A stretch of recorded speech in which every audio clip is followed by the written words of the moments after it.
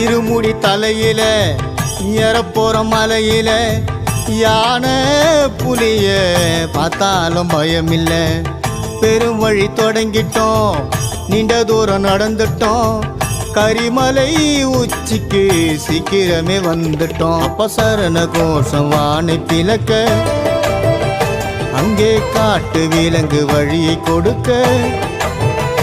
அப்பா சரண கோஷம் வானை பிளக்க, காட்டு விலங்கு வழியை கொடுக்க.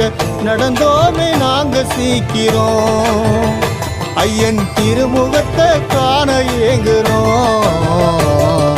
கன்னி மூல கணபதிய பாதம் தொட்டு வேண்டி